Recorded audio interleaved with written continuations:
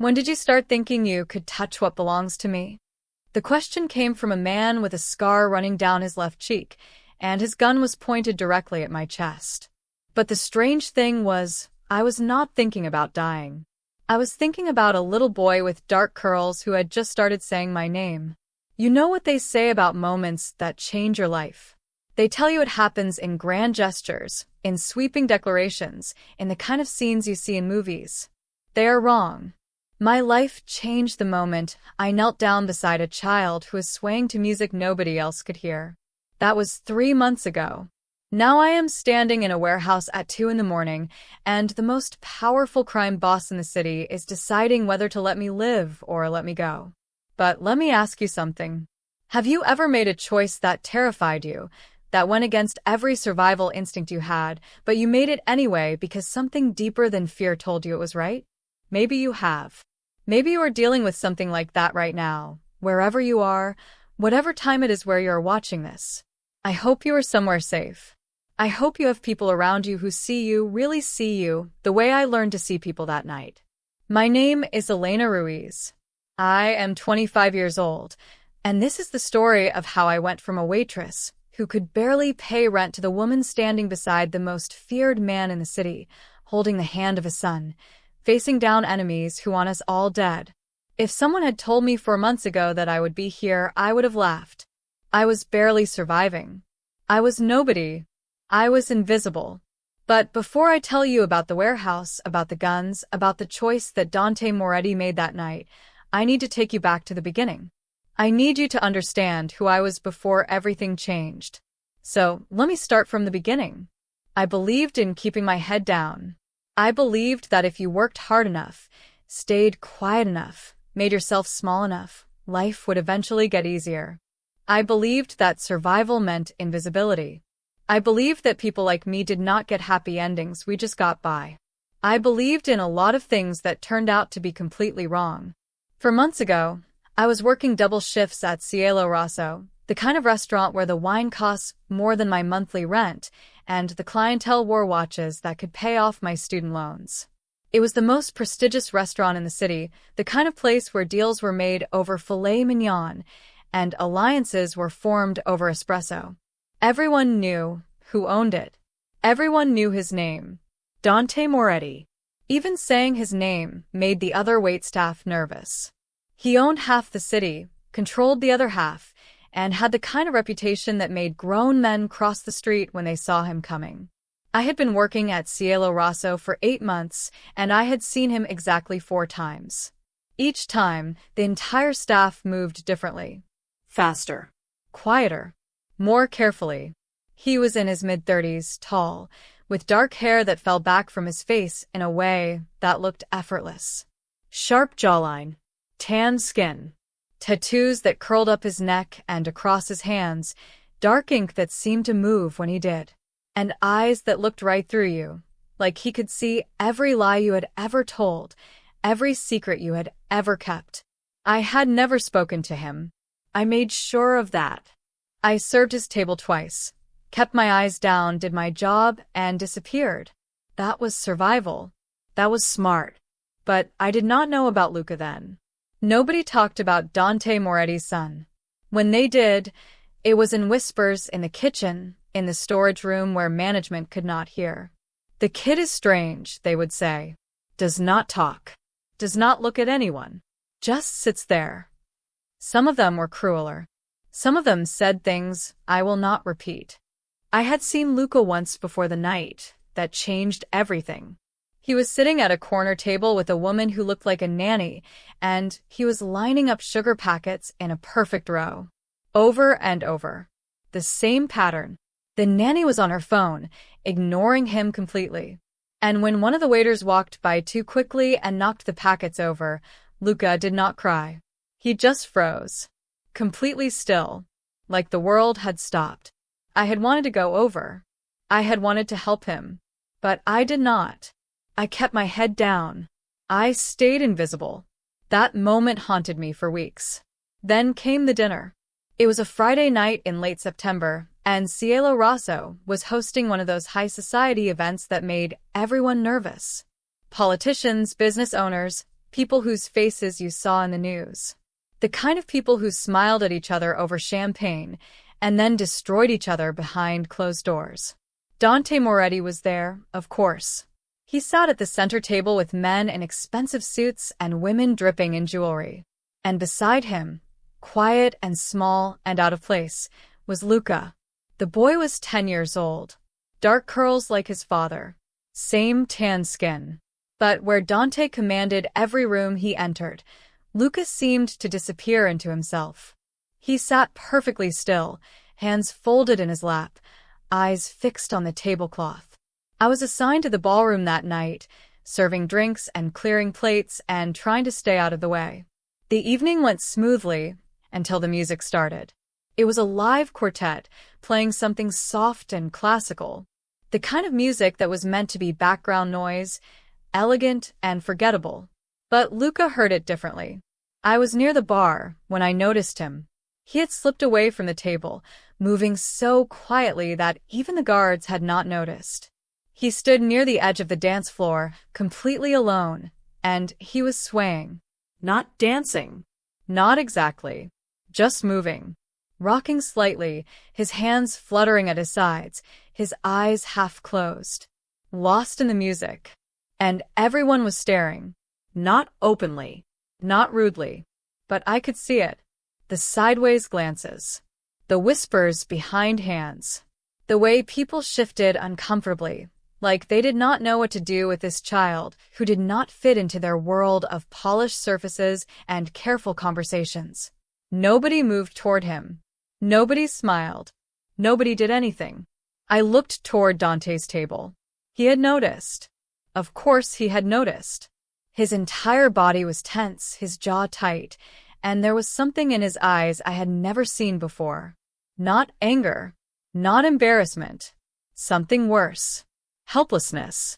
Here was the most powerful man in the city, a man who could end lives with a phone call, who commanded respect through fear, and he did not know how to reach his own son. I should have stayed where I was. I should have kept my head down. I should have remembered that people like me do not interfere in the lives of people like them. But I thought about those sugar packets. I thought about Luca's frozen stillness. I thought about all the times I had felt invisible, unwanted, like I did not belong. So, I put down my tray. I walked across that ballroom floor, feeling every eye turn toward me. I heard the whispers stop.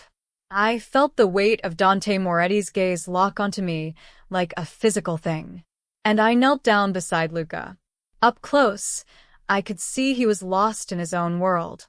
His fingers moved in complex patterns, conducting the music only he fully understood. His breathing was steady, peaceful. He was beautiful. "May I have this dance?" I whispered. He did not look at me. Did not acknowledge that I had spoken. But his swaying slowed, just slightly, and his fingers stilled. I held out my hand, palm up. No pressure. No expectation. Just an offer. For a long moment, nothing happened. The music played. The room held its breath.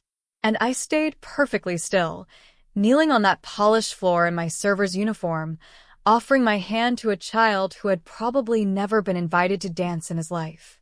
Then Luca's hand moved. Slowly, carefully, like he was reaching for something fragile. His small fingers touched mine.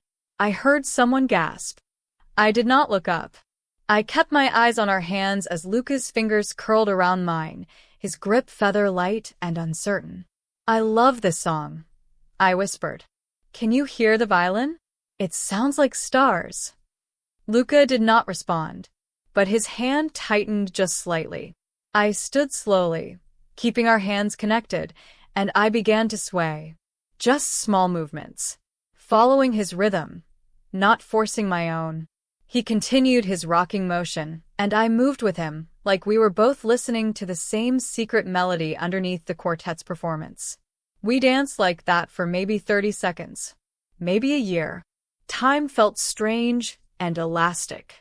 And then Luca looked up. Not at me, not directly, but up, toward the world, toward the light. When the song ended, I squeezed his hand gently and let go. "Thank you," I whispered. "That was the best dance I have ever had."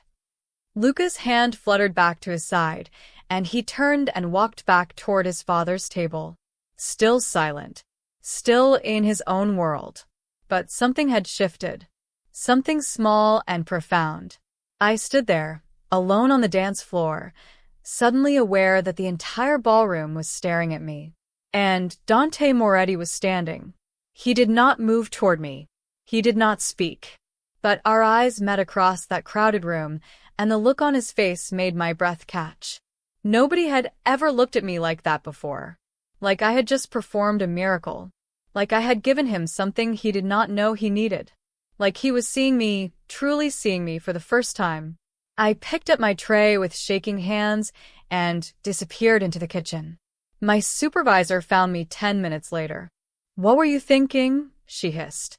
"You do not approach the guests. You especially do not approach his son." "I am sorry," I said automatically. "It will not happen again." But it did happen again. Because the next morning when I arrived for my shift, there was an envelope waiting for me. Inside was a note written in sharp, precise handwriting.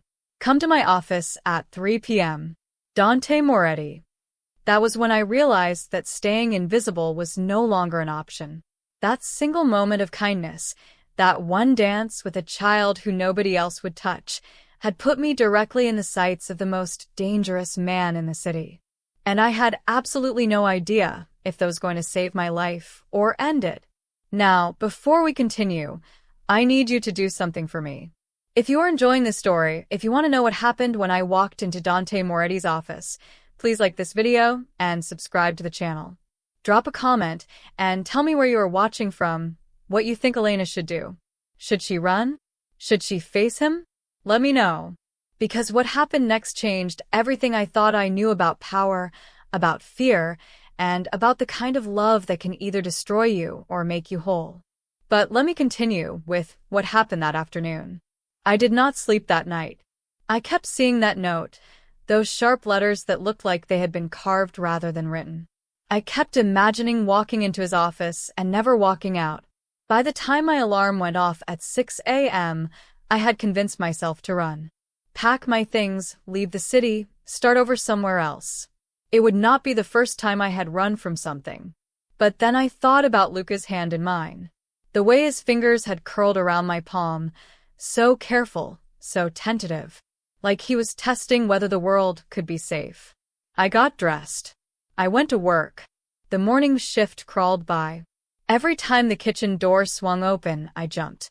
Every time I heard footsteps behind me, my heart stopped. The other servers whispered when they thought I could not hear. "She is insane," someone muttered. "You do not touch the boss's kid." I heard he had someone killed for looking at him wrong, another voice added. "She will be gone by tonight." I kept my head down and did my job. Took orders. Served food. Smiled at customers who did not see me. The same invisibility I had perfected over years of survival. But at 2:45 p.m., I untied my apron and walked toward the back hallway where I had never been allowed to go. The office was on the 3rd floor, past the main dining room, through a door that required a key card. One of Dante's men was waiting there. Tall, broad-shouldered, with cold eyes that tracked my every movement. "Elena Ruiz?" he asked. I nodded, not trusting my voice. He opened the door without another word and gestured for me to follow. The hallway beyond was different from the rest of the restaurant. Quieter. The walls were dark wood, the floor was marble, and there were no windows. It felt like walking into a different world. A hidden world. We stopped in front of a heavy wooden door. The guard knocked twice, then opened it. "She is here," he said to someone inside. "Send her in." That voice. Deep, controlled, with an accent that shaped certain words differently. I had heard it only twice before, always from a distance. Never directed at me. I stepped inside, and the door closed behind me with a soft click. Dante Moretti sat behind a massive desk, his hands folded in front of him. The office was exactly what I expected. Expensive. Immaculate. Controlled. Dark leather chairs, bookshelves lined with volumes that looked actually read, a bar cart in the corner with crystal decanters. But what I did not expect was the drawing taped to the wall behind his desk. Crayon. Messy. Clearly done by a child. It showed two stick figures, one tall and one small, standing under a blue scribble that might have been sky. Dante followed my gaze. Something flickered across his face, too quick to read. Sit, he said. I sat in the chair across from his desk, hands folded in my lap to hide their shaking. He studied me for a long moment. Not the way men usually looked at me, assessing my body, deciding if I was worth their attention. This was different. He was reading me, cataloging, searching for something. You are afraid, he said finally. It was not a question, but I answered anyway. Yes. Good. Fear means you are smart. He leaned back in his chair. Do you know why you are here? No. Last night, you did something no one else in that room would have done. You approached my son during a moment when he was vulnerable. You touched him without permission. You inserted yourself into a situation that was none of your business. My mouth went dry. I am sorry. I should not have. He held up one hand, and I stopped talking immediately. I did not say I was angry, he said quietly. I asked if you knew why you are here. I shook my head. Luca has had 12 nannies in the past 3 years, Dante said. Profissionals. Women with degrees in child psychology, in special education, in behavioral therapy. All of them highly recommended. All of them expensive. Do you know how long the longest one lasted? How long? 7 weeks. He leaned forward. Do you know what Luca did this morning? For the first time in 3 months. I waited. He hummed. The song from last night. He stood in the kitchen, and he hummed while his current nanny made breakfast. She almost dropped the pan because she had never heard him make a sound like that before. Something in my chest loosened. That is wonderful. It is impossible, Dante corrected. Except it happened. Because of you. Because of something you did in 30 seconds that 12 trained professionals could not do in 3 years. I just danced with him. You saw him. Dante's voice was rough. Everyone else in that room looked at him like he was broken. Like he was something to be managed or hidden or fixed. You looked at him like he was a child who wanted to dance. I did not know what to say to that. I need to know why, Dante continued. Why did you do it? What did you want? The question caught me off guard. I did not want anything. Everyone wants something. Not from you. Not from him. I met his eyes, and somewhere I found a thread of courage. I saw a little boy who was lost in music, and I thought he should not have to be lost alone. That is all. Dante studied me for another long moment. Then he opened a drawer in his desk and pulled out a folder. He slid it across to me. This is your employee file, he said. Elena Maria Ruiz, 25 years old. Born in San Miguel. Moved to the city 4 years ago. No family. No criminal record. You work double shifts 6 days a week. You have never called in sick. You have never been late. You live in a studio apartment in the South District that costs 60% of your income. You send money to a woman named Carmen Ruiz every month. Your mother? My grandmother, I said quietly. She raised me. She is in a care facility now. The payments are always on time, Dante continued. Even when it means you eat rice and beans for 2 weeks. Even when it means you walk to work instead of taking the bus. You prioritize her above everything else. She is all I have. No. Dante closed the folder. You have survival skills that most people never develop. You have loyalty. You have courage, even when you are terrified. And you have something my son responded to in a way he has never responded to anyone else. He stood and walked to the window. From here, you could see the entire city stretching out below. All those buildings, all those lives, all that power concentrated in the hands of a few people. And this man controlled most of it. I am going to make you an offer, Dante said. And I need you to listen very carefully before you answer. My heart was pounding so hard I could feel it in my throat. I want you to spend time with Luca. Not as a nanny. Not as a therapist. Just as someone who sees him the way you saw him last night. A few hours a week. Maybe you take him to the park. Maybe you sit with him while he does whatever it is he does. Maybe you just exist near him without needing him to be anything other than what he is. I do not have any training, I said. I do not know anything about autism or… The professionals know everything about autism, Dante interrupted. And none of it has helped. You know something more important. You know how to see people. Why me? He turned from the window. Because in 30 seconds, you gave my son something I have been trying to give him for 10 years. A moment where he felt safe enough to reach out. Do you have any idea how rare that is? Do you have any idea what that means to a father who would burn this entire city down to see his child smile? The rawness in his voice made my breath catch. This was not the crime boss everyone feared. This was just a father who was desperate and exhausted and trying everything he could think of to reach a child who lived behind walls no one else could breach. If I say yes, I said slowly, what happens? You keep your job at the restaurant. Same hours, same pay. But 3 afternoons a week, you come to my home and you spend 2 hours with Luca. You will be paid separately for that time. Well. How well? He named a figure that was more than I made in a week at the restaurant. I stared at him. That is too much. That is what it is worth to me. He moved back to his desk. There are conditions. You do not speak to anyone about Luca. You do not share details about my home or my family or anything you see or hear. You understand that my world is dangerous and that being near it puts you at risk. And you understand that if you ever do anything to hurt my son, there will be consequences. The last part was said quietly, almost gently, but the thread underneath was clear as glass. I would never hurt him, I said. I believe you. Today. But people change when money and power get involved. So, I need you to understand what you are agreeing to. I thought about my grandmother's care facility, about the bills that kept piling up, about the nights I laid awake doing math in my head, trying to figure out how to make everything work for just 1 more month.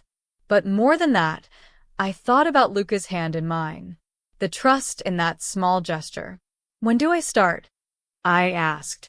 Something that might have been relief crossed Dante's face. Tomorrow. For PM, my driver will pick you up after your shift. He pulled out a card and slid it across the desk. It had a phone number on it, nothing else. If you have questions or concerns, you call this number. Someone will answer. Always. I took the card. Our fingers brushed, and I felt a shock of something I could not name. His eyes met mine, and I saw him feel it too. That spark. That awareness. He pulled his hand back first. One more thing, he said.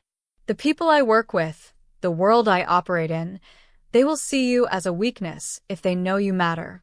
So we keep this professional. You come to my home, you spend time with Luca, you leave. We are not friends. We are not confidants. You work for me. That is all. I understand. I hope you do. He stood, signaling the meeting was over. My driver's name is Marco. He will be outside the restaurant tomorrow at 3:45 p.m. Do not be late. I will not be. I stood and walked to the door. My hand was on the handle when his voice stopped me. Anna. I turned back. Thank you, he said quietly, for seeing my son. I nodded, not trusting myself to speak, and left. The next day, Marco was waiting exactly where Dante said he would be. He was older than the guard from the office, maybe 50, with gray threading through his dark hair and eyes that looked kind despite the gun I could see under his jacket. Miss Ruiz, he said, opening the back door of a black car that probably cost more than I would make in 5 years. Just Elena, please. He smiled slightly. Anna. The boss said you might be nervous.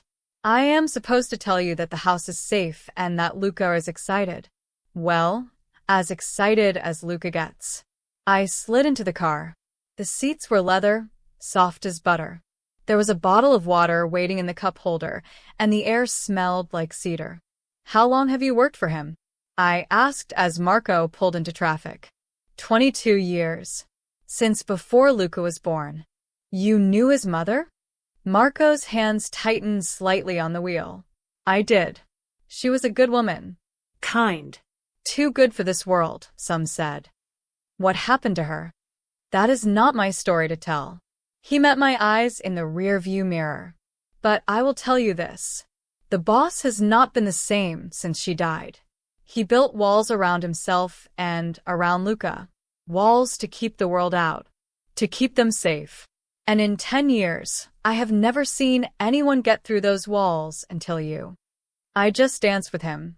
You just saw him, Marco corrected, echoing Dante's words. In this world, that is more rare than you know. We drove for 20 minutes, leaving the crowded city center and heading into the hills where the houses got bigger and the walls got higher. Finally, we turned through a gate that opened automatically and followed a long driveway lined with trees. The house at the end was not what I expected. It was large, yes, but not ostentatious. Modern but warm, with lots of windows and a garden that looked actually cared for. It looked like a home, not a fortress. Marco opened my door. He is waiting in the sunroom. I will show you. I followed him through a side entrance, through hallways that smelled like coffee and something baking. We passed a kitchen where a woman with flour on her hands smiled at me. We passed a living room with comfortable furniture and books scattered on tables. It felt lived in. Real. The sunroom was at the back of the house, all windows overlooking the garden. And there, sitting cross-legged on the floor with wooden blocks scattered around him, was Luca. He was building something. A tower, maybe, or a city. The blocks were arranged in careful patterns, specific orders that made sense to him. He did not look up when I entered. Hey, Luca, I said softly. It is Elena. From the restaurant. We danced together, remember? No response. But his hand stilled for just a moment. I sat down on the floor a few feet away from him. Not too close. Giving him space. Can I tell you something? I said. I was really nervous to come here today. I do not really know what I am doing. But your dad said maybe we could just hang out. So, I thought maybe I could sit here, and you could build your blocks and we could just be here together. Would that be okay? Luca's hand reached out and pushed a blue block toward me. Just a few inches. A small gesture, but an invitation. I picked up the block and held it, turning it in my hands. Blue is my favorite color, I said. It reminds me of the ocean. Have you ever been to the ocean? No answer. But he pushed another block toward me. Red this time. We sat like that for an hour. Me talking quietly about nothing important, him building his structures, and occasionally pushing blocks in my direction. It was not therapy. It was not teaching. It was just two people existing in the same space, and somehow that felt like enough.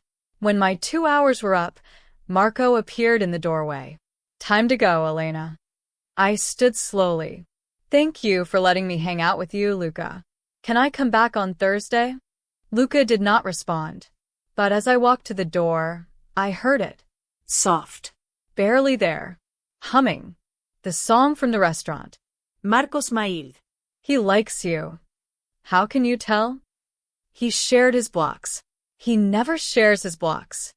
As Marco drove me home, I felt something I had not felt in a long time. Purpose. Like, maybe I was supposed to be here. Like, maybe this strange, terrifying situation was exactly where I needed to be. I had no idea that purpose would nearly get me killed. Over the next 3 weeks, I fell into a rhythm. Morning shifts at the restaurant, afternoons with Luca, evenings studying everything I could find about autism and nonverbal communication. I learned that Luca loved patterns and textures and specific sounds. I learned that he hated sudden movements and loud voices and being touched without warning. I learned that he communicated in 100 tiny ways if you paid attention. And slowly, carefully, he started letting me in. By week 2, he was sitting next to me instead of across from me. By week 3, he put his head on my shoulder while I read to him. Small moments. Huge victories. I saw Dante only in passing during those weeks. He would arrive home while I was leaving, and we would exchange brief words. Professional. Distant. Exactly what he said it would be. But I felt him watching sometimes. I would be in the garden with Luca, and I would look up to see Dante at the window. I would be reading, and I would sense him in the doorway. Never interrupting. Just observing. It should have felt intrusive. Instead, it felt like being seen. The other people in his world were less welcoming. There was Vincent, Dante's second in command. Tall, cold, with eyes like ice and a smile that never reached them. He made it clear from our first meeting that he thought I was a distraction. "Be careful, little waitress," he said one evening when I was leaving. "The boss has a blind spot when it comes to his kid. Do not mistake his gratitude for protection." There was Angela, the current nanny, who watched me with barely concealed resentment. "I have a degree in childhood development," she told me. 3 years of experience with special needs children. And he brings in a waitress because she danced with him once. And there were the others. The guards. The staff. The people who moved through Dante's world with the understanding that everything was transactional, everything had a cost, and trust was the fastest way to die. They looked at me like I was naive, like I was a child playing in a world I did not understand. They were right. But I was learning. On a Thursday afternoon in my 4th week, I was in the garden with Luca. He was digging in the dirt, fascinated by the earthworms he kept finding. I was sitting beside him, telling him about my grandmother's garden when I was little. "She grew tomatoes," I said. "Big ones." She said the secret was talking to them. I thought she was joking, but she would go out every morning and tell those plants about her day, and I swear they grew bigger than anyone else's. Luca held up a worm for me to see.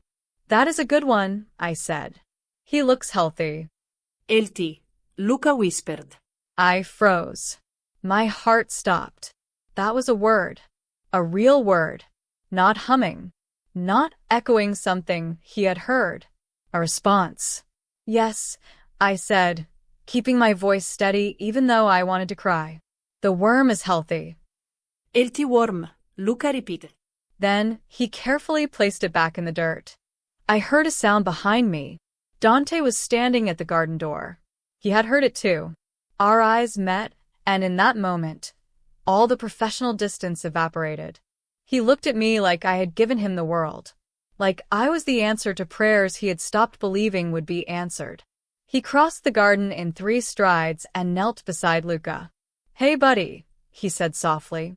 "Did you find a worm?" Luca nodded. Still not looking at his father directly, but responding. "Can you show me?" Luca dug carefully and produced another worm. "Healthy," he said again. Dante's hand shook as he reached out to look. "Yeah, "That is very healthy." good job." We stayed there, the 3 of us in the dirt, watching Luca dig for worms and occasionally declare them healthy. It was such a small thing. Such a normal thing. And for Dante, it was everything. When Luca got distracted by a butterfly and wandered to another part of the garden, Dante turned to me. "How did you do that?" "I did not do anything. He just..." "For years," Dante said. His voice was rough. "4 years since I have heard him use a new word. And you have been here 4 weeks. Maybe he was ready. Maybe it was just time. Or maybe you are exactly what he needed." He stood and offered me his hand. I took it, and he pulled me to my feet.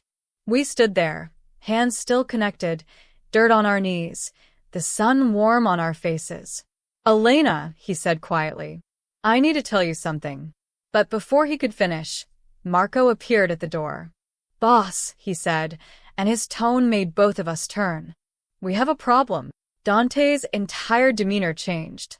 The softness vanished, replaced by the cold control I had seen in his office.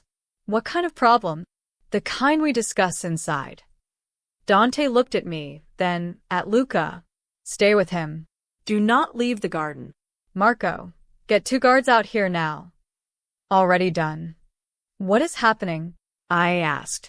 But Dante was already walking away. At the door, he paused and looked back. I meant what I said. Do not leave the garden. Not until I come get you. Then he was gone. 2 guards appeared, taking positions at the corners of the garden. Their hands rested on their weapons. Their eyes scanned constantly. And I realized for the first time that maybe I had been naive. Maybe dancing with a child and teaching him about worms and feeling like I was making a difference had blinded me to the reality of whose world I had entered. Dante Moretti was not just a restaurant owner. He was not just a father struggling to reach his son. He was a man whose enemies would use anything against him. Anyone. Including the waitress who was teaching his son to talk. I looked at Luca, still fascinated by his butterfly, completely unaware of the danger. And I understood what Dante had been trying to tell me from the beginning. In his world, being seen was not a gift. It was a target. Dante came back to the garden 40 minutes later. His face was calm, but his eyes were dark with something that made my stomach drop. Everything okay? He asked Luca, ruffling his hair gently. Luca nodded, still watching his butterfly. Dante looked at me. We need to talk. Inside. I followed him through the house to his office. It was different from the one at the restaurant. More personal. Photos on the desk. Drawings on the walls. A baseball glove on the shelf that looked well used. He closed the door and turned to face me. What happened? I asked. Someone took photos of you. With Luca. In my garden. He pulled out his phone and showed me. There I was, sitting in the dirt, laughing as Luca held up his worm. It should have been a sweet picture. Instead, it felt like evidence. Who took them? We do not know yet. But they were sent to 3 different people in my organization with a message. That I am getting soft. That I am distracted. That my son's new babysitter is making me vulnerable. I am not his babysitter. I know what you are. He set the phone down. But they do not. They see a young woman spending time with my son. They see me allowing someone new into my home, into my life. And they see an opportunity. To do what? To test me. To challenge my position. To prove I am not fit to lead anymore. He leaned against his desk. My world operates on strength. On fear. On the understanding that I am untouchable. The moment people think I have a weakness, they move against me. So, what are you saying? I should stop coming here? No. The word came out sharp. That is not what I am saying. Then what? He looked at me for a long moment.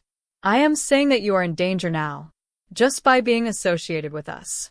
And I need to know if you want to walk away before this gets worse. Worse how? People might follow you, threaten you, use you to get to me, or to Luca. This is not theoretical, Elena. This is what happens when you exist in my orbit. I thought about Luca saying his first new word in 4 years. I thought about the way he leaned his head on my shoulder when I read to him. I thought about the moment in the garden when Dante looked at me like I had given him hope. I am not walking away, I said. You should. But I am not. Why? He pushed off the desk and moved closer. Why would you risk this? You do not owe us anything. You can go back to your life, stay safe, stay invisible. Why would you choose this? Because Luca needs me. Luca will survive without you. He survived 10 years before you showed up. Survived is not the same as thrived. And is thriving worth dying for? The question hung between us. Heavy. Real. I do not know, I said honestly. But I know that walking away from him now, when he is just starting to open up, would break something in him. And I cannot do that. I will not. Dante stared at me. You are either the bravest person I have ever met or the most foolish. Maybe both. Something that might have been a smile crossed his face. Then it vanished. If you stay, things change. You cannot go home to your apartment anymore. It is not safe. Where am I supposed to go? Here. There are guest rooms. You move in tonight. Marco will get your things. I have a job. I have a life. You keep your job at the restaurant. But you live here. Under protection. Non negoziable. My head spun. This is insane. A month ago, I was a waitress. Now you want me to move into your house because someone took a photo. This is not about a photo. This is about survival. He stepped closer. You think I want this? You think I want to upend your entire life? But the alternative is you going home tonight and someone being there waiting for you. Someone who wants to know what you mean to me. Someone who will hurt you to find out. What do I mean to you? The question came out before I could stop it. Dante went very still. You are someone who is helping my son. That is all. That is all it can be. But the way he was looking at me said different. The way his hands curled into fists at his sides, like he was physically stopping himself from reaching for me, said different. Okay, I said quietly. I will stay. For Luca. For Luca, he repeated. But neither of us believed that was the only reason anymore. That night, I moved into a guest room on the second floor. It was bigger than my entire apartment. It had a bathroom with a tub that could fit 3 people and a closet the size of my old bedroom. Marco brought my things, which fit into 2 boxes and looked pathetic in all that space. The boss wants you to know you are safe here, Marco said as he set down the boxes. Guards on the grounds 24 hours. Cameras everywhere. No one gets in without clearance. This feels like prison. Prison keeps people in. This keeps people out. Big difference. After he left, I sat on the edge of the bed and called my grandmother's care facility. I had not missed a payment. I had not told her anything was changing, but I needed to hear her voice. Elena, mi amor, she said when the nurse put her on. Her voice was weak, but warm. How are you? I am good, abuela. I just wanted to hear your voice. You sound tired. Are you working too hard? Maybe a little. You are like me, always pushing. But remember, mi vida, there is more to life than survival. Sometimes you have to let yourself live too. I wanted to tell her everything. About Luca, about Dante, about the impossible situation I had walked into. But I did not want to worry her. I love you, abuela. I love you too, precious girl. Now go to sleep. Tomorrow will be better. I wished I could believe that. I did not sleep well that first night. Every sound made me jump. Every shadow looked like a threat. At 2 a.m., I gave up and went downstairs to find water. The kitchen was dark except for the light over the stove. I was filling a glass when I heard footsteps behind me. I spun around and found Dante standing in the doorway. He was in sweatpants and a t-shirt, his hair messy from sleep. He looked younger, more human. Sorry, he said. Did not mean to scare you. I could not sleep. Me either. He moved to the cabinet and pulled down a bottle of whiskey. Want some? I do not drink. Smart. He poured himself a glass and leaned against the counter. I remember my first night in this house. After everything that happened with Luca's mother, I did not sleep for a week. Every room felt too big, too empty. What was she like? He took a drink before answering. Strong. Fearless. She grew up in this world and hated everything about it. But she loved me anyway. Thought she could save me from myself. He smiled sadly. She was wrong. How did she die? Car accident. At least that is what the official report said. He set down his glass. I have enemies, Elena. People who would do anything to hurt me. And the people I care about become targets. That is why I built these walls. Why I keep everyone at a distance. Why I should have never asked you to help with Luca. But you did ask. Because I was desperate. Because I watched my son disappear further into himself every day, and I could not reach him. Because you did in 30 seconds what I could not do in 10 years. He looked at me. And now you are in danger because of it. I made my choice. You do not understand what you chose. Then explain it to me. He moved closer. Close enough that I could smell whiskey and something else. Cedar. Smoke. There are people who want my position, who want my territory, who want everything I have built. And the only thing stopping them is fear. Fear of what I will do. Fear of how far I will go. But if they think I am weak, if they think I care about something more than power, they will move against me. Against everyone I care about. I am not afraid. You should be. Maybe. But I am still here. We stood there in the dark kitchen, too close, the air charged with everything we were not saying. I saw him fight with himself. Saw the moment he almost closed the distance between us. Then Luca's voice came from upstairs. Not words. Just a sound. A cry. Dante was moving before I could blink, taking the stairs 2 at a time. I followed. We found Luca sitting up in bed, rocking back and forth. A nightmare. His eyes were open, but he was not really seeing us. Hey, buddy, Dante said softly, sitting on the edge of the bed. You're okay. You're safe. Luca kept rocking. I knelt on the other side of the bed. Luca, can you hear the quiet? Listen. The house is quiet. Everything is safe. His rocking slowed slightly. I started humming. The song from the restaurant. The one he loved. Luca's eyes focused. He looked at me. Then at his father. Then back at me. Safe, he whispered. Yes, I said. You're safe. We are both here. Luca reached out. Not to me. To Dante. I watched Dante's face as his son's hand found his. Watched something break open in him. He pulled Luca close carefully, and his son let himself be held. Over Luca's head, Dante's eyes met mine. And I knew in that moment that everything had changed. That this was not just a job anymore.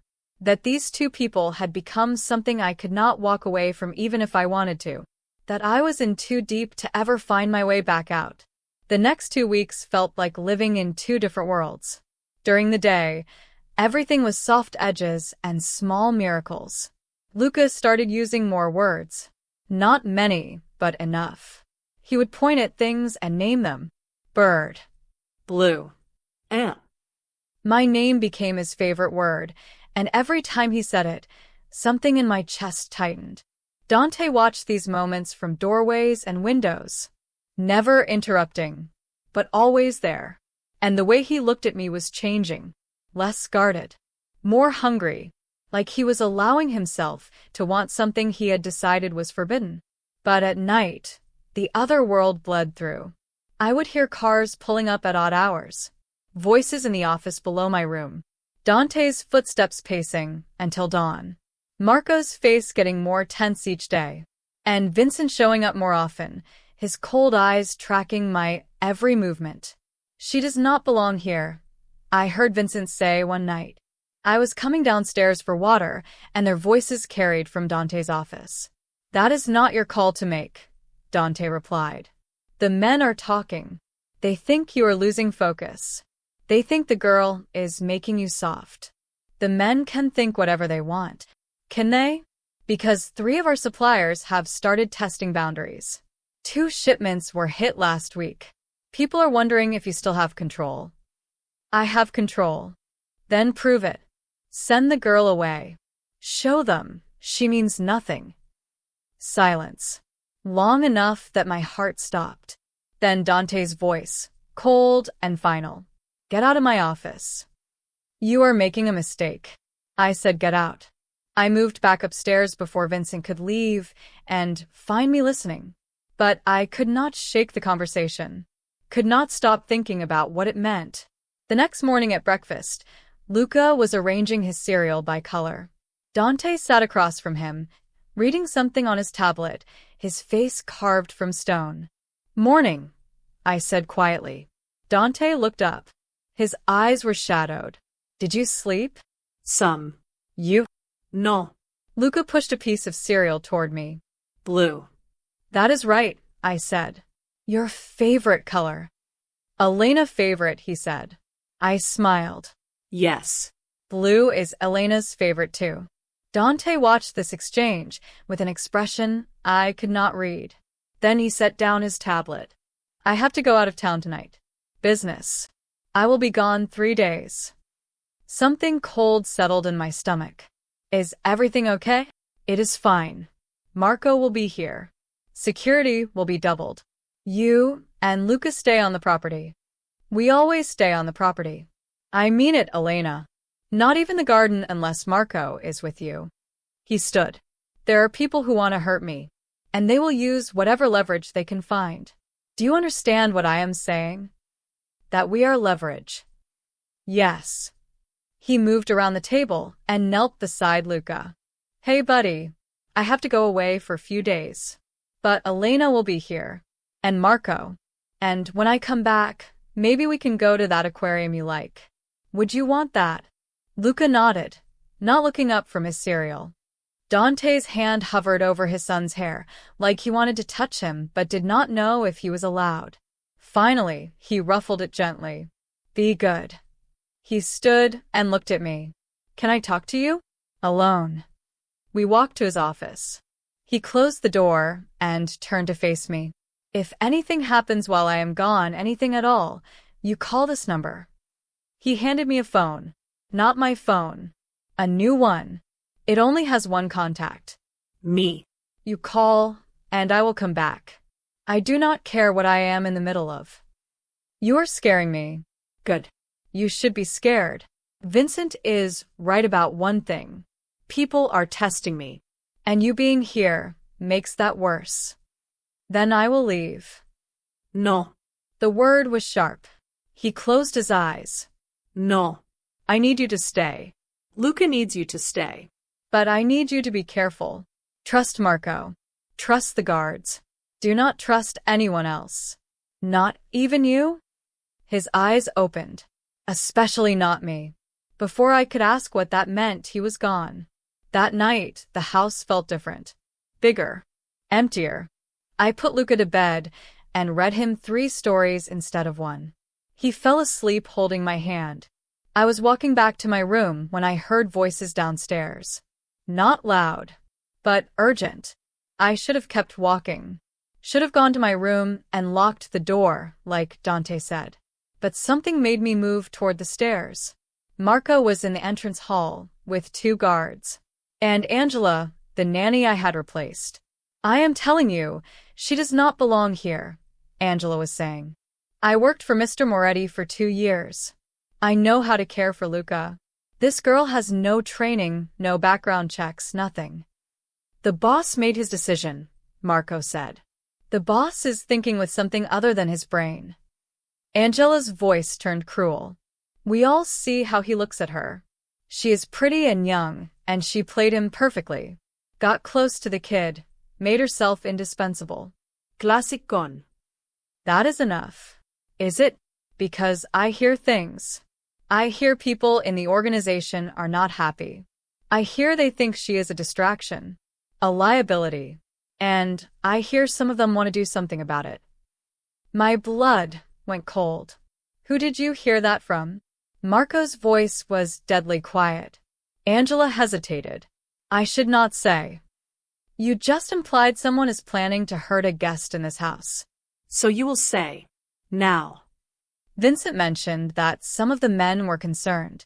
That is all I know. Marco was silent for a long moment. You are done here. Get out. But Get out. And if I find out you had anything to do with putting that girl in danger, you will answer to the boss. And trust me, you do not want that. I heard Angela leave. Heard the door slam. Then Marco's voice, low and angry. Double the perimeter. No one in or out without my clearance. And someone call the boss. Now. I went back upstairs on shaking legs. An hour later, the phone Dante gave me rang. Are you okay? His voice was tight. Marco told you. Are you okay? He repeated. I am fine. We are fine. Luca is asleep. I am coming back. No. You said this business was important. You are more important. The words hung between us. Too honest. Too raw. Dante, I am safe here. You have guards everywhere. Marco is watching everything. You do not need to. You do not get to tell me what I need. He took a breath. Vincent is there. In the house? I do not think so. I have not seen him. When you do not talk to him. You do not trust him. You do not let him near Luca. Understand? What is going on? I am trying to figure that out. Just promise me. You stay alert. You stay safe. You keep Luca safe. I promise. His voice dropped. I should never have brought you into this. You were right. This is insane. You should be living your life, not hiding in my house because my enemies might use you against me. Where else would I be? Safe. Happy. Free. I am happy here. Silence. Then, quietly. You should not be. He hung up before I could respond. I did not sleep that night. I kept hearing Angela's words. Some of them want to do something about it. Kept seeing Vincent's cold eyes. Kept thinking about all the ways I had become a target without even realizing it. The next morning, Luca knew something was wrong. He sat close to me at breakfast, his hand finding mine. Okay, he asked. I am okay, Elite. Just a little tired. Okay, he repeated. Then, carefully. Nay. It was not a question. It was a statement. A reassurance. Like he was comforting me the way I had comforted him so many times. I pulled him close and felt tears sting my eyes. Yeah, baby. Elena is okay. Marco appeared in the doorway. We need to talk. I followed him to the office after getting Luca set up with his blocks. The boss wants you to know what is happening, Marco said. There is a faction in the organization that thinks he is getting weak. That his focus on Luca, on making a normal life, is making him vulnerable. Vincent is leading that faction. Vincent works for him. Are you? Because it seems like you are here for a lot more than that. He stepped into the room. Marco appeared behind him, hand on his weapon. That is close enough, Marco said. Vincent ignored him. Do you know what happens to people who distract Dante from his responsibilities? Who make him look weak? I think you should leave, I said. I think you should understand what you're playing with. Dante has enemies. Real ones. People who would cut your throat just to watch him bleed. And by being here, by making him care, you are painting a target on your back. I am not afraid of you. You should be afraid of what I represent. The reality of this world. The consequences of thinking you can just waltz in here and change things. Luca made a sound behind me, distressed, scared. You need to leave, I said, my voice harder. You are scaring him. Vincent looked at Luca. Something crossed his face. Not quite sympathy, but acknowledgement. The kid does not belong in this world either. Neither of you do. And sooner or later, you will both figure that out. He left. But the threat lingered like smoke. That night, Dante called again. Vincent came to see you. Marco told you. Are you okay? He did not touch me. Just talked. What did he say? That I do not belong in your world. That I am making you weak. That there are consequences for that. Dante was quiet for a long moment. He is right. About which part? All of it. Something cracked in my chest. So, what are you saying? That I should leave. I am saying that I should never have asked you to stay. That I was selfish. That I put you in danger because I wanted my son to be happy and I did not think about the cost. Luca is happy. That matters. Not if it gets you killed. Then protect me. I am trying. Try harder. I heard him breathe. Heard the exhaustion in it. The fear. When I get back, we need to talk. Really talk. About what happens next. Okay. Elena. Yeah. If anything happens, if Vincent or anyone else comes near you or Luca, you do not hesitate. You run. You hide. You call me. But you do not try to be brave. Understand. I understand. But I did not. Because I did not understand how to stop being brave when everything I cared about was at risk. Did not understand how to run when running meant leaving Luca behind. Did not understand how to protect myself when protecting them felt more important than breathing. Dante came home 2 days later. I heard the car pull up just after midnight.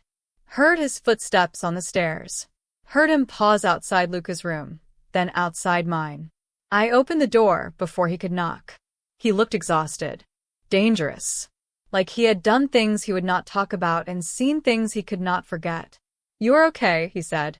"I told you I was." I needed to see it. We stood there in the hallway, too close, everything unsaid building between us like pressure before a storm. "Did you handle it?" I asked. "Whatever you went to handle.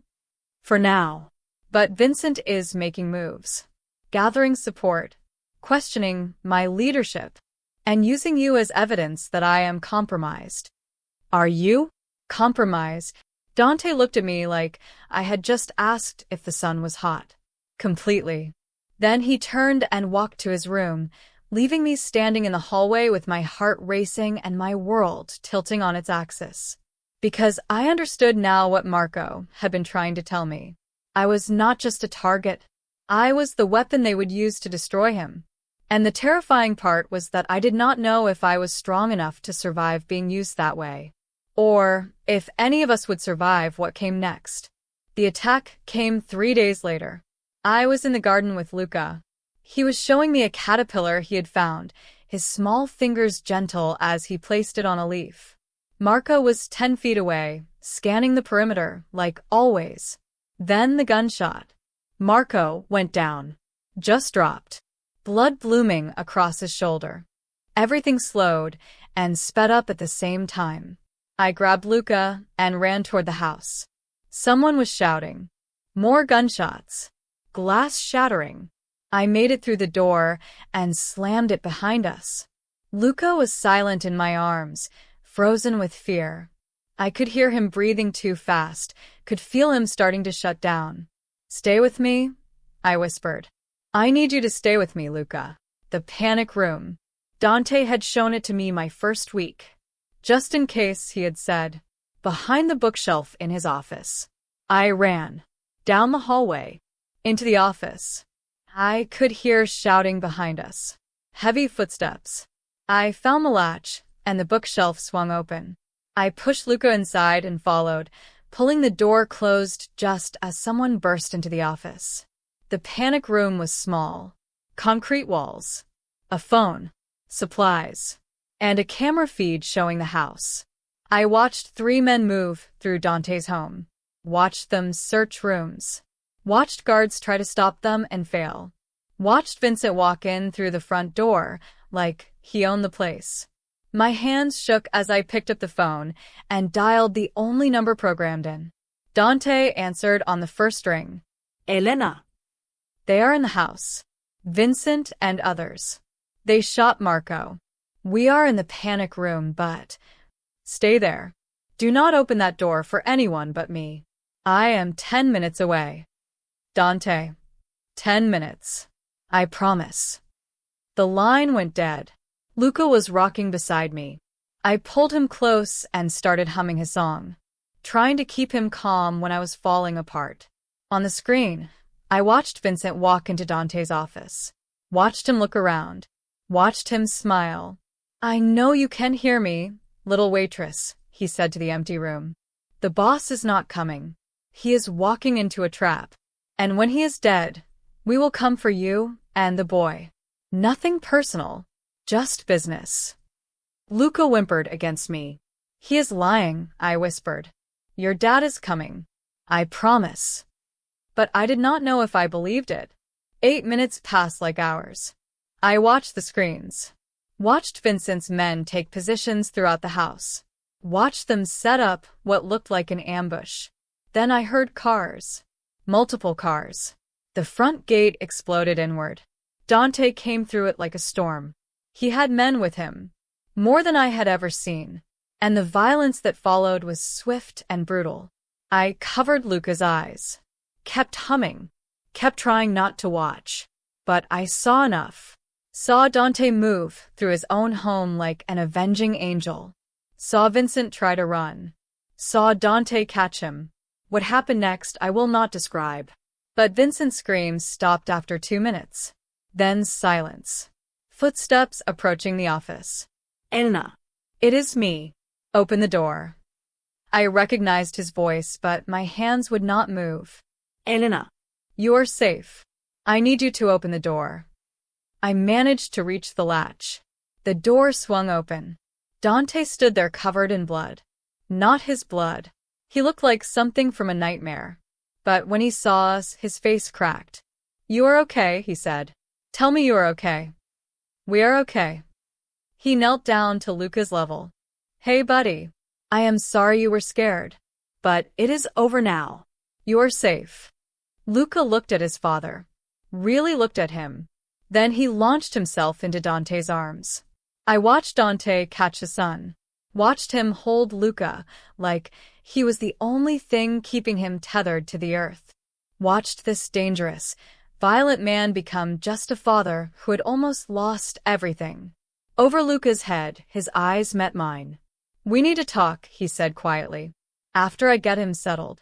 An hour later, Luca was asleep in his room with 2 guards outside his door. The house was being cleaned. Marco was alive, already in surgery. And I was sitting in Dante's office trying not to shake. Dante walked in.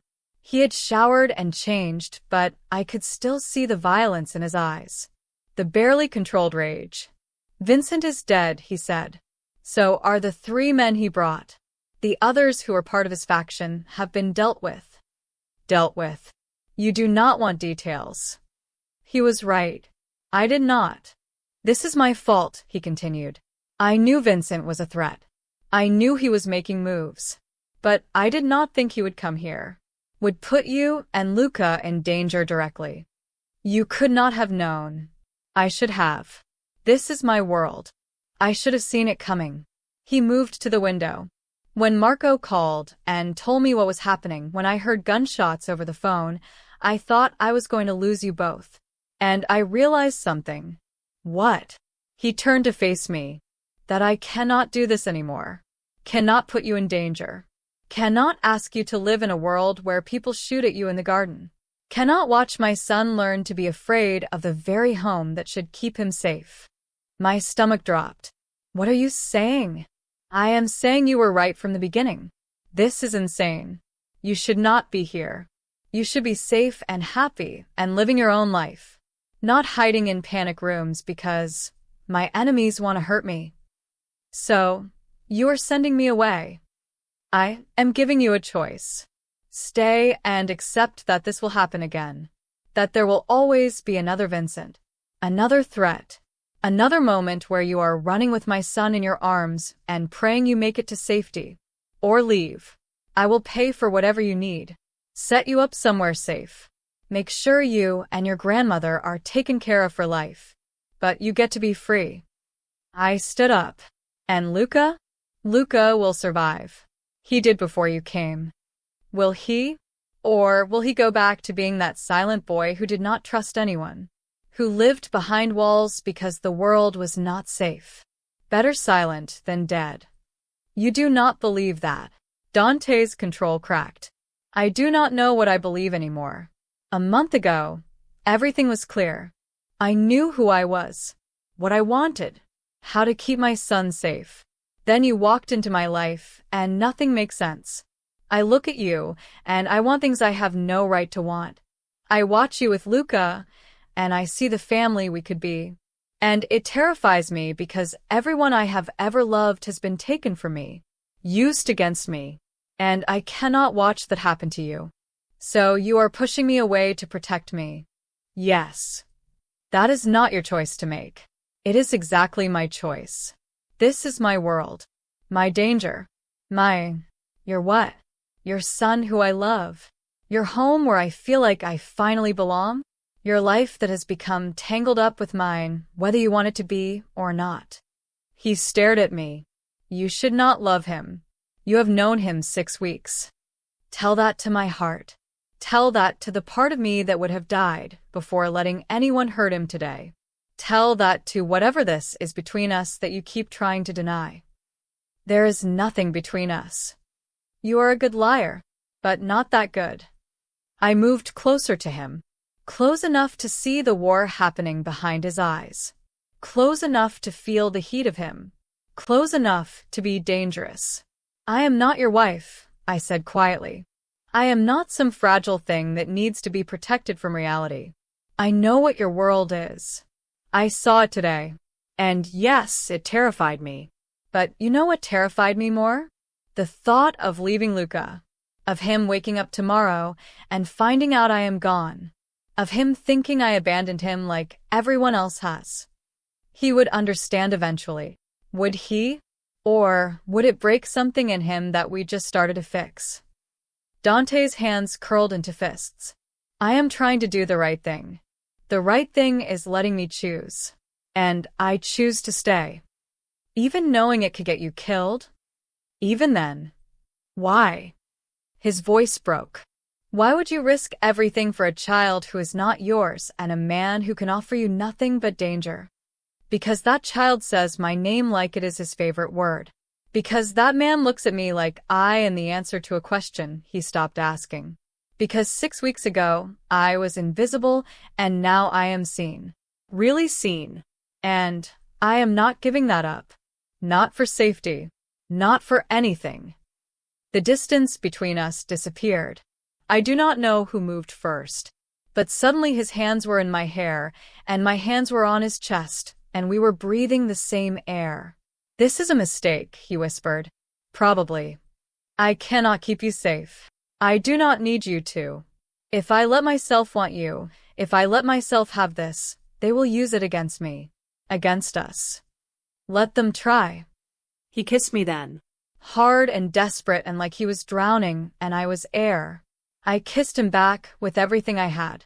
All the fear and the longing and the absolute certainty that this was right even though it was insane. When we finally broke apart, we were both shaking. You are staying, he said. Not a question. I am staying. Then things change. No more half measures. No more pretending this is just about Luca. You stay, you are mine. And I protect what is mine. Possessive much? You have no idea. He kissed me again. Softer this time. But I need you to understand what that means. It means guards everywhere you go. It means learning to shoot. It means becoming part of this world for real. Can you do that? I can do anything if it means staying with you and Luca. Then welcome to the family, Elena. I hope you survive it. He said it like a joke. But we both knew it was a prayer. The next month was the happiest I had ever been. And that should have been my first warning. Dante taught me to shoot. We spent hours in the basement range, his body behind mine as he corrected my stance. Never hesitate, he told me. Hesitation gets you killed. Luca started stringing sentences together. Elena, stay with me. Papa, come home soon. I love blue sky. I moved from the guest room to Dante's room. Woke up in his arms. Learned what it felt like to be wanted by someone who did not know how to want anything. We became a family. Broken and strange and built on violence and fear. But ours. I should have known it would not last. The first sign was my grandmother. The care facility called on a Tuesday. Miss Ruiz, your grandmother has taken a turn. You should come. I went with 2 guards. Sat beside her bed and held her fragile hand. She was sleeping more than she was awake. The doctor said it was a matter of days, maybe hours. I need to stay, I told Dante that night. She does not have anyone else. Then stay. I will have a room set up at the facility. Guards outside. Whatever you need. I spent 3 days at her bedside. She woke occasionally, squeezed my hand, whispered things that did not make sense.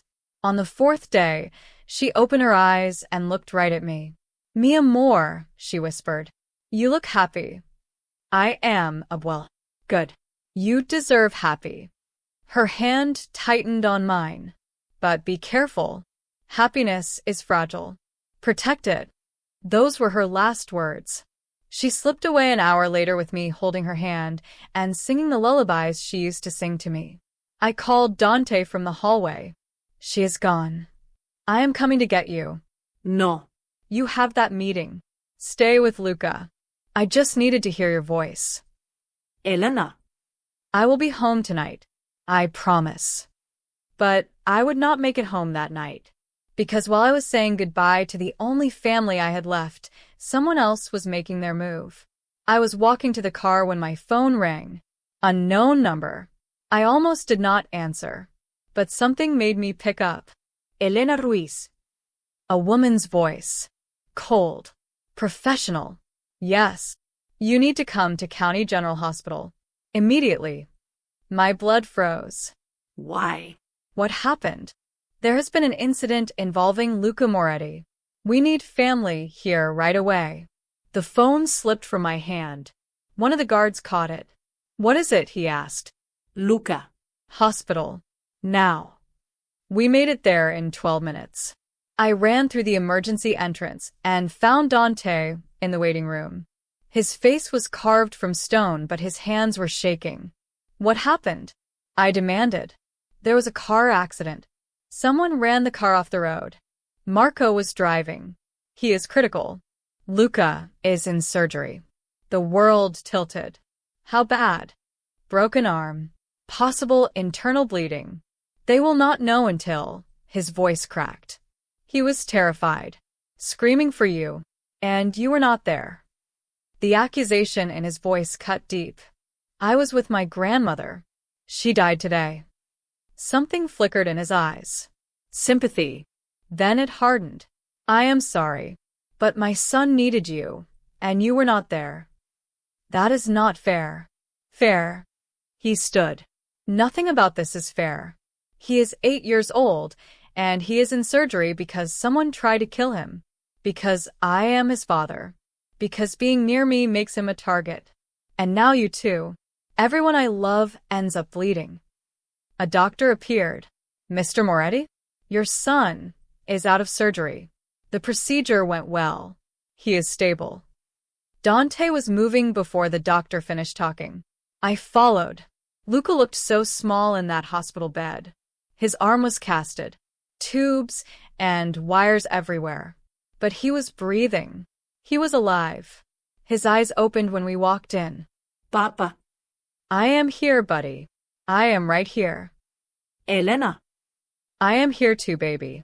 He reached for us with his good hand. We both took it. Scared, he whispered. I know. But you're safe now. We will not let anything happen to you. But we both knew that was a lie. We could not keep him safe. Not in Dante's world. Not as long as he was his father's son. The hospital kept Luca for 3 days. Dante never left his side. I went back and forth between the hospital and planning my grandmother's funeral. It was at the funeral that I realized how much my life had changed. A month ago, I would have been alone. Now I had Dante beside me in a black suit, his hand in mine. I had guards at the cemetery. I had a car waiting to take us back to the hospital. I had become someone completely different, and I was not sure if that was a good thing. After we buried her, Dante pulled me aside. We need to talk about what happens next. What do you mean? They went after Luca. My son. The one line no one was supposed to cross. That means the rules have changed. That means no one is safe anymore. So, what are you saying? I am saying I have enemies I have not identified yet. Someone organized that accident. Someone wants to destroy me badly enough to hurt a child. And until I find out who you and Luca are exposed. Then find them. I am trying. But in the meantime, you need to decide if this is still what you want. If being with me is worth watching Luca in a hospital bed. Worth burying the people you love while surrounded by armed guards. You are not pushing me away again. I am giving you reality. This is my life, Elena. Violence and blood, and always looking over your shoulder. You signed up to help a child, not to become a target. I signed up for you, I said. All of you, the danger included. Then you are insane. Probably. He pulled me close. We stood there in the cemetery, surrounded by graves and guards, and I felt him shake. I cannot lose you too, he whispered. I cannot bury another person I love. Then do not. Find whoever did this and end them. He pulled back and looked at me. You know what that means? What I will have to do? Yes. And you are okay with that? I thought about Luca's small body in that hospital bed, about the fear in his eyes, about how close we came to losing him. I am okay with anything that keeps him safe. Something dark moved across Dante's face. Be careful what you give me permission to do. Luca came home a week later. He was quiet, more withdrawn than he had been in weeks. He did not want to leave the house, did not want to be near windows, jumped at every sound. All the progress we had made seemed to evaporate overnight. I tried everything, reading to him, sitting with him, giving him space. Nothing worked. He was back behind his walls, and I did not know how to reach him. He will come around, Dante said. But even he sounded unsure. The breaking point came 2 weeks after the accident. I woke up at 3 a.m. to the sound of screaming. I ran to Luca's room. He was sitting up in bed, sobbing. Mama. Want mama. It was the first time he had ever mentioned his mother. Dante appeared in the doorway, frozen. Hey, baby, I said softly, sitting on the bed. It is okay. You are safe. Want mama. Luca sobbed again. Where is mama? I looked at Dante helplessly. He came into the room and sat on the other side of the bed. Mama is not here, buddy. But I am here. And Elena is here. Not mama, Luca said. He looked at me with eyes full of tears. You not mama. You leave too. Everyone leaves. The words shattered something in me. I am not leaving, Luca. I promise. You promised before. Then gone. Grandma hospital. You gone. He was rocking now. Everyone goes. Everyone leaves, Luca. I tried to hold him, but he pulled away, climbed out of bed, and went to the corner of his room, making himself as small as possible. Luca, I started. Leave me, he whispered. Everyone leaves. Dante pulled me out of the room. We stood in the hallway listening to his son sob. He is right, Dante said quietly. His mother left him. Every nanny left him. And now he thinks he will too. I am not going anywhere. You say that. But he is traumatized. And we did this. You and me. We let him get attached. Let him believe he could be safe. And now he is more broken than before. So we fix it. We help him heal. How? How do we fix this when the world keeps proving him right? When people keep trying to kill us? When everything we do puts him in more danger? I did not have an answer. The next morning, I got a call from an unknown number. Against my better judgment, I answered. Elena Ruiz. A man's voice this time. Who is this? Someone who knows what you are worth. My blood went cold. What do you want? To make a deal. You walk away from Dante Moretti. Disappear. And your grandmother's debts get paid. Oh wait, she is dead. How about this? Walk away, and we do not finish what we started with the kid. You are threatening Luca? I am offering you a choice. Leave, and he lives. Stay, and watch what happens next. The line went dead. I stood there shaking. I should have told Dante immediately. Should have let his people trace the call. Should have done 100 things. Instead, I looked at Luca's closed door. Thought about him crying for his mother. Thought about him in that hospital bed. Thought about all the ways loving us was destroying him. And I wondered if the person on the phone was right. If the best way to save Luca was to leave him. I did not tell Dante about the call. Instead, I started paying attention to who came and went from the house, to conversations that stopped when I entered rooms, to the way certain guards looked at me, to patterns. And I noticed something. Every time something happened, one person was always conveniently absent. One person who had access to everything, who knew our schedules, who Dante trusted completely. Antonio, his head of security. The man who replaced Vincent. I started keeping notes. Times. Dates. Who was where when things happened. And the pattern became clear. Antonio was there the day of the garden attack, but left right before it started. He was driving separately the day of Luca's accident. He was the one who suggested my grandmother's care facility. He had access to everything. And he was selling that access to Dante's enemies. But I had no proof. Just suspicion. And accusing Dante's head of security without evidence would either get me laughed at or killed. So, I did something stupid. I called the number that had threatened me. I want to meet, I said when the man answered. You want me gone. I want Lucas safe.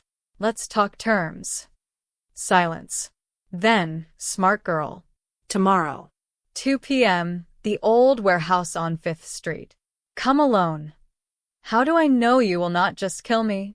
You are worth more as leverage. For now. He hung up. I knew it was a trap. Knew I should tell Dante. But I also knew that if I could get proof, if I could record them admitting what they were doing, I could end this. So the next day, I told Dante I needed to visit my grandmother's grave. Alone. To say goodbye properly.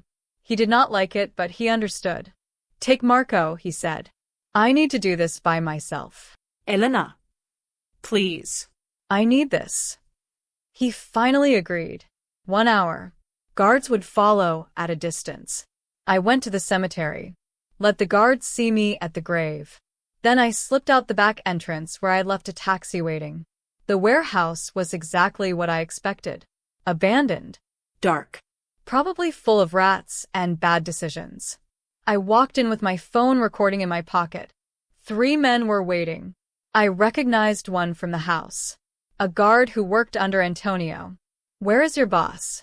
I asked. Watching. Listening. Making sure you came alone. I did. Now what? Now you disappear. We have a car waiting. You get in, we drive you to the airport. You fly somewhere far away. You never contact the Morettis again. And if I refuse? The kid has another accident. This time, he does not survive it. You would kill a child? We would do whatever it takes to destabilize Dante Moretti. The boy is a weakness. You are a weakness. Remove both and he falls apart. Makes mistakes. And when he makes mistakes, our employer takes over. Your employer being? The man smiled. You are not as dumb as you look. Antonio, I said. He is the one behind this. Smart and pretty. Shame you are not leaving here alive after all. He pulled his gun. I ran. I made it maybe 10 feet before hands grabbed me. Slammed me against a wall. The phone fell from my pocket and shattered. Did you really think we would let you record us? The man asked. Did you think you could outsmart us? No, igaspat. But I thought he could. Dante stepped out from behind a shipping container. He was not alone. 20 armed men surrounded the warehouse. You followed me, I said. I always follow you. You are terrible at lying. He looked at the men holding me. Let her go. Now. They released me. I stumbled toward Dante, and he caught me. Stay behind me, he said quietly. Where is Antonio? Dante called out. Right here. Antonio walked in through the front entrance. He looked calm, unbothered. You should have let her go, boss. Would have saved everyone a lot of trouble. You betrayed me. For what? Money? Power. Respect, Antonio said. I have worked for you for 12 years. 12 years of watching you build your empire. And when Vincent made his move, who stopped him? Me. Who kept you safe? Me. Who deserved to be your second? Me. But instead, you promoted some kid from the streets because he was loyal. Loyalty. He spat the word. I earned my place, and you overlooked me. So, you decided to take it. I decided to show everyone that you are weak. That you care more about your broken son and your pretty waitress than about the organization. And I was right. Look at you. You walked into an obvious trap because she did. I walked in knowing it was a trap, Dante said. The question is, did you? Antonio's face changed. What? You think I did not know? You think I did not see every move you made? Every deal you cut? I have known for 3 weeks. I let you keep going because I needed to know who else was involved. Who else I needed to remove. You are bluffing. Am I? Tell me, how many of your men do you think are actually loyal to you? Dante looked around the warehouse. Show of hands. Who here is working for Antonio? Silence. Antonio pulled his gun. You are all dead. Every one of you. No, Dante said. Just you. The gunshot echoed through the warehouse. Antonio dropped. I did not see who fired. Did not want to know. Dante turned to me. Are you hurt? No. Good.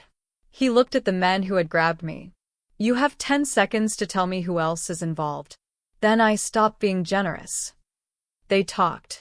Names. Locations. Everyone who had been part of Antonio's plan to destabilize Dante's organization. By the time we left that warehouse, Dante had a list. And I knew what he was going to do with it. Take her home, he told Marco. Stay with her and Luca. I have work to do. Dante. He kissed me. Hard and fast. You were brave and stupid, and you almost got killed. We will talk about that later. Right now, I need to finish this. He was gone before I could respond. Marco drove me home in silence. When we got there, Luca was in the sunroom with a new nanny. He looked up when I walked in. Elena back, he said quietly. I am back, baby. I will always come back. He studied me. Then, carefully, he came over and took my hand. Promise. I promise. Okay. He pulled me to where he had been playing. Look. Building. It was a tower. Blocks stacked carefully. And at the top, a blue one. For you, he said. Blue. Elena color. I pulled him close and let myself cry. For my grandmother. For the danger we had just survived. For this beautiful broken boy who is learning to trust again. It is perfect, I whispered. Dante came home 8 hours later. I was still awake, sitting in his office, waiting. He looked exhausted. There was blood on his shirt. Is it done? I asked. It is done. Everyone who was part of it is gone. The organization knows what happens when you betray me.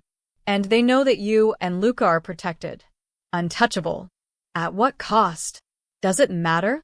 I stood and went to him. Took his hands. They were shaking.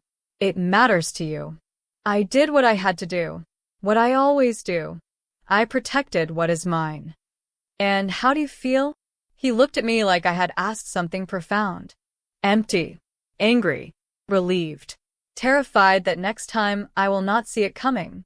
That next time, you or Luca will pay for my mistakes. There is always a next time in your world, is there not? Yes. Then we learn to live with it. Together. He pulled me close. Held me like I was the only thing keeping him standing. You should have told me about the call. About the meeting. You could have died. But I did not. And now you know who your enemies were. And you have proof that you are insane. You knew that already. He laughed. It sounded broken. I love you. I should not. It makes everything more complicated and dangerous. But I love you. It was the first time he had said it. The first time either of us had. I love you too, I said. You and Luca. My strange, dangerous, beautiful family. We are pretty strange. The best things are. He kissed me then. Soft and desperate, and full of all the things we had survived, and all the things we still had to face. When we finally broke apart, he said, "Marry me." I stared at him. What? Marry me. Make it official. Show everyone that you are family, that you are protected, that anyone who touches you answers to me. That is possibly the least romantic proposal ever. I am a crime boss, not a poet. Is that a yes? I thought about everything that had led to this moment. The dance, the garden, the gunshots and the hospital and the warehouse. I thought about Luca learning to trust, about finding a place where I belonged, about love that was complicated and dangerous and absolutely real. Yes, I said. That is a yes. He kissed me again. And for the first time in weeks, I felt something like peace. We told Luca the next morning at breakfast. Elena and I are getting married, Dante said. That means she'll be part of our family forever. How do you feel about that? Luca looked at me, then at his father, then back at me. Elena, stay? I stay, I promised. Forever. Forever. He smiled. It was small and cautious but real. Good. I like Elena. I like you too, Luca. He went back to his cereal. Then, quietly, can I call you Mama? My breath caught. I looked at Dante. His eyes were bright. If you want to, I said carefully. I would be honored. Okay. Mama. He said it like he was testing it out. Then again, more confident. Mama stay forever. Mama stays forever, I agreed. And for the first time since this all started, I believed it might actually be true. We got married 3 weeks later. Nothing fancy. Just us, Luca, Marco, and a judge who did not ask questions. Luca was our ring bearer. He took the job very seriously, carrying the rings on a small pillow and only stimming a little bit when all eyes were on him. When the judge said we were married, Luca clapped. Just once. But it was perfect. That night, the three of us sat in the garden. Luca was digging for worms. Dante had his arm around me. And for the first time in my entire life, I felt like I was exactly where I belonged. What are you thinking? Dante asked. That's 6 months ago. I was a waitress who could barely pay rent. Now I am married to the most feared man in the city and mother to the most amazing kid I have ever met. It does not feel real. It is real. Sometimes I have to remind myself too. Luca brought over a worm. Look, Mama. Healthy. Very healthy, I agreed. Good job, baby. He smiled and went back to digging. He called you Mama, Dante said quietly. He has not called anyone that since his mother died. Does that bother you? No. It feels right. You brought him back to life. Brought us both back. You did the same for me. I was just surviving before. Now I am living. He kissed my temple. We are all living. Finally. The next few months fell into a rhythm. Luca started a special school that understood his needs. He made a friend. Just one, a little girl named Sophie, who liked rocks as much as he liked worms. Watching them sit together at recess, both completely absorbed in their own worlds, but somehow together, made me cry happy tears. Dante's organization stabilized. With Antonio gone and the traitors removed, people fell back in line. There were still threats, still danger, but nothing we could not handle together. I kept working at Cielo Rosso 2 days a week. Dante thought I was crazy, but I liked the normalcy of it. Liked remembering where I came from. Plus the staff treated me completely differently now. No more invisibility. I was the boss's wife.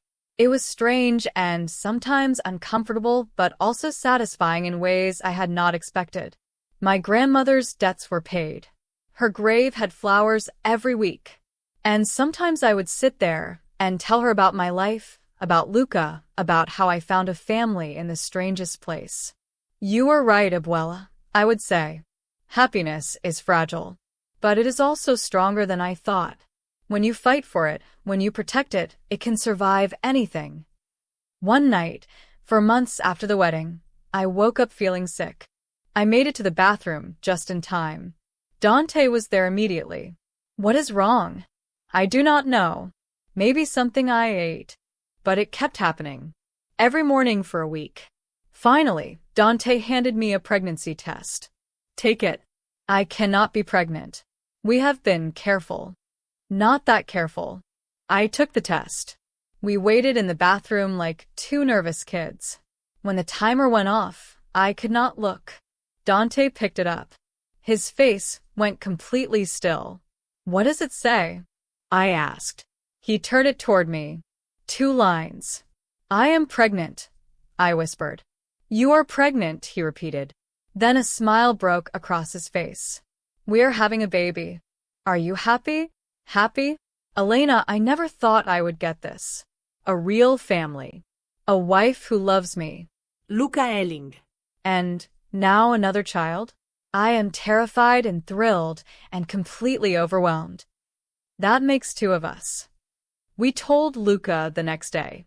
You are going to be a big brother, Dante said. Mama has a baby growing in her belly. In a few months, you will have a little brother or sister. Luca processed this. Then he put his hand on my stomach. Baby in there? Yes, baby. My baby. Your baby brother or sister. You will help take care of them. He thought about this. Teach them about worms? Absolutely. Okay. I like being big brother. The pregnancy was smooth. Luca became obsessed with my growing belly. He would talk to it, tell the baby about his day, show it his favorite rocks. Dante was simultaneously overprotective and amazed. He came to every appointment, read every book, made sure I had everything I needed. You are hovering, I told him one day. I am protecting my family. I am not made of glass. You are carrying my child. You are made of something much more precious. Our daughter was born on a Tuesday in March. 7 pounds, dark hair like her father, and a cry that could wake the dead. We named her Isabella Marie. Isabella for Dante's mother, Marie for mine. Luca met her in the hospital. He stared at her for a long time. Then he carefully touched her tiny hand. Isabella, he whispered. I am your big brother Luca. I will teach you about worms and rocks and Mama's blue color. You are very small, but that is okay. I will protect you. Dante and I both cried. Watching him with her over the next weeks was magic. He was so gentle, so careful. He would sit beside her bassinet and tell her stories in his halting way. Would bring her rocks he thought she would like when she got bigger. One morning, I found Dante in the nursery just watching Isabella sleep. What are you thinking? I asked. That I do not deserve this. Any of it. After everything I have done. All the blood on my hands, I do not deserve a family this beautiful. Maybe none of us deserve the good things we get. Maybe we just have to be grateful for them. I am grateful. Every single day. 6 months later, we were all in the garden. Luca was showing Isabella a worm even though she could not really see it yet. Dante was grilling. I was sitting on a blanket with our daughter, watching my family. This was not the life I imagined. It was dangerous and complicated and sometimes terrifying. But it was mine. And it was full of a love I never thought I would find. Luca looked up from his worm. Mama, are you happy? The happiest I have ever been, baby. Are you happy? He thought about it seriously. Then he smiled. Yes. I have Mama and Papa and Isabella and worms. That is everything. That is everything, I agreed. And it was. So that is my story. How I went from an invisible waitress barely surviving to a wife and mother with a family worth fighting for. How I found love in the most unexpected place, with the most unexpected people. How I learned that sometimes the most dangerous choice is also the right one. If you enjoyed this story, please like and subscribe. Leave a comment and tell me what you thought.